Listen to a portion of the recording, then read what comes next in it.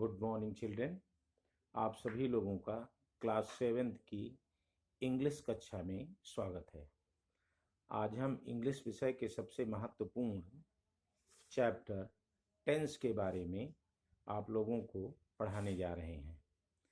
Tense हमारी अंग्रेजी भाषा में जूनियर क्लासेस के लिए सबसे महत्वपूर्ण सब्जेक्ट होता है। टेंस की बात हम करते हैं तो सबसे पहले ये जानना पड़ेगा कि टेंस है क्या। टेंस का मतलब है काल। काल का मतलब समय। हम इसको अच्छी तरह से परिभाषित करने के लिए 3 उदाहरण लेंगे।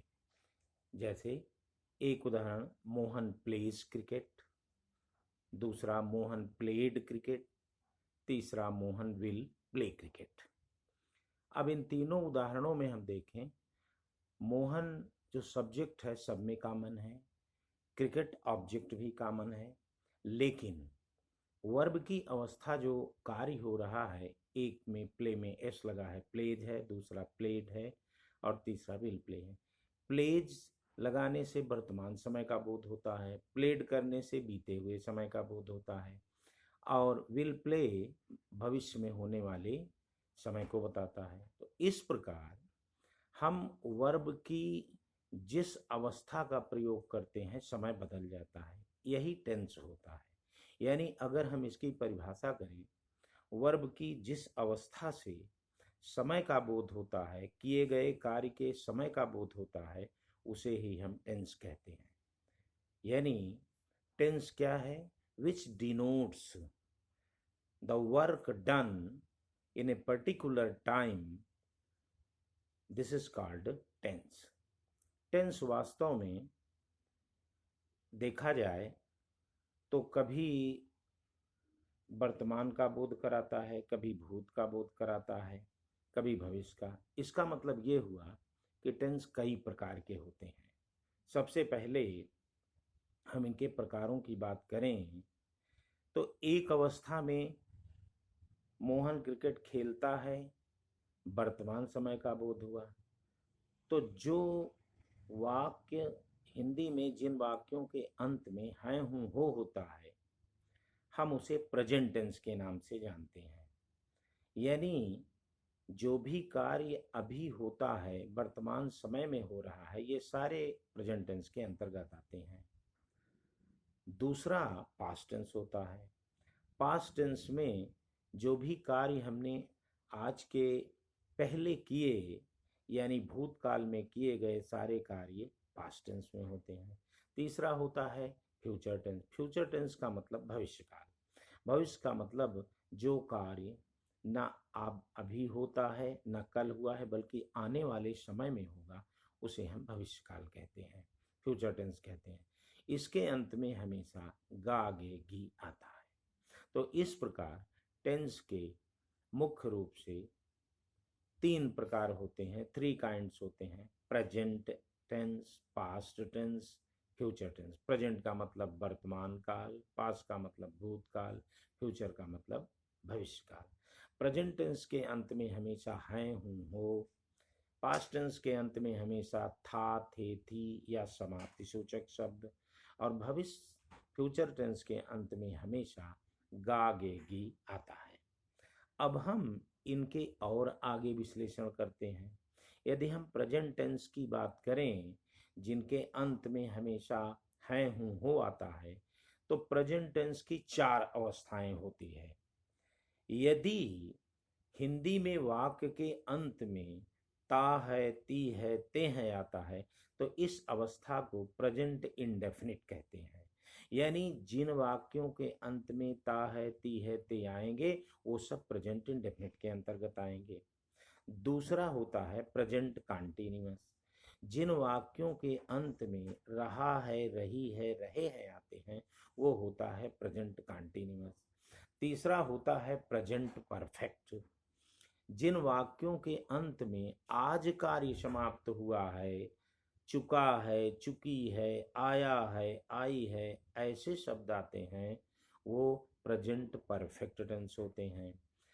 और जिन वाक्यों के अंत में रहा है, रही है के साथ समय दिया रहता है, वो सब परफेक्ट और कॉन्टिन्यूअस को मिलाकर परफेक्ट कॉन्टिन्यूअस में आते हैं। इस टेंस की विशेषता हम आगे देखेंगे कि कुछ समय व्यतीत हो जाता है और कुछ आगे कार्य होता रहता है, इसीलिए दोनों को मिला करके प्रेजेंट परफेक्ट कॉन्टिन्यूअस टेंस कहते हैं। तो इस प्रकार आपने देखा कि टेंस के पहले 3 भाग, 3 में प्रेजेंट के 4 भाग हुए। उसी तरह पास्ट के भी 4 भाग होंगे, past indefinite, past continuous, past perfect continuous. उसी तरह फ्यूचर के भी 4 भाग होंगे, future indefinite, future continuous, future perfect और फ्यूचर परफेक्ट कॉन्टिन्यूअस।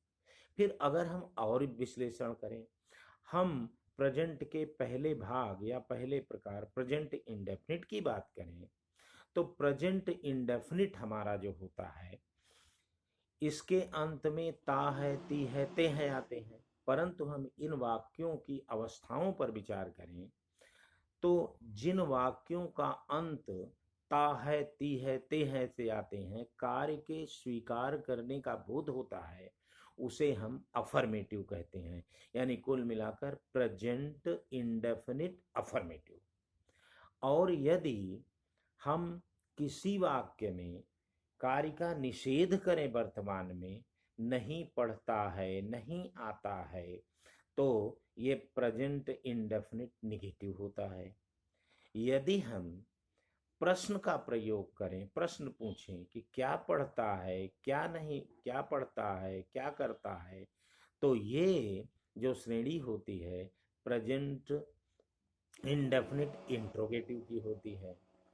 अगर हम इंट्रोगेटिव और निगेटिव को मिला दें, यानी कह दें क्या नहीं करता है, वह क्यों नहीं करता है, तो जब इस तरह की अवस्था को यानी प्रश्न के साथ नहीं को मिलाकर ता है, ती है से अंत करते हैं, तो ये प्रेजेंट इंडेफिनिट इंटरोगेटिव निगेटिव की अवस्था होती है। तो कुल मिला करके जैसे आपने प्रेजेंट के 4 भाग देखे, indefinite, continuous, perfect, perfect continuous, तो इनके भी सबके इंडेफिनिट के 4 भाग हुए या 4 प्रकार हुए, affirmative, negative, interrogative, interrogative negative. उसी तरह कॉन्टिन्यूअस के affirmative, present perfect, present continuous, affirmative, negative, interrogative, interrogative negative. उसी तरह हम जब परफेक्ट की बात करेंगे तो परफेक्ट में present perfect, affirmative, negative, interrogative, interrogative negative. और जब उसी तरह हम परफेक्ट, प्रेजेंट परफेक्ट, कॉन्टिन्यूअस की बात करेंगे तो उसकी भी 4 अवस्थाएं होगी। कैसी अवस्थाएं होगी? प्रेजेंट परफेक्ट अफर्मेटिव स्वीकार करना, निगेटिव नकारना, इंट्रोगेटिव प्रश्न पूछना और इंट्रोगेटिव निगेटिव प्रश्न के साथ निषेध करना। तो इस तरह हमने देखा पहले टेंस की 3 अवस्थाएं, फिर प्रेजेंट की 4 अवस्थाएं, फिर 4 अवस्थाओं में इंडेफिनिट की 4 अवस्थाएं। तो कुल मिला इसी तरह पास्ट टेंस की 4 अवस्थाएं, फिर पास्ट इंडेफिनिट की 4 अवस्थाएं, फिर इसी तरह फ्यूचर की 4 अवस्थाएं, फिर फ्यूचर इंडेफिनिट की 4 अवस्थाएं, कंटिन्यूअस की 4 अवस्थाएं, परफेक्ट की 4 अवस्थाएं, परफेक्ट कंटिन्यूअस की 4 अवस्थाएं। तो कुल मिलाकर अगर हम टोटल टेंस की बात करें तो ये 48 होते हैं। क्यों?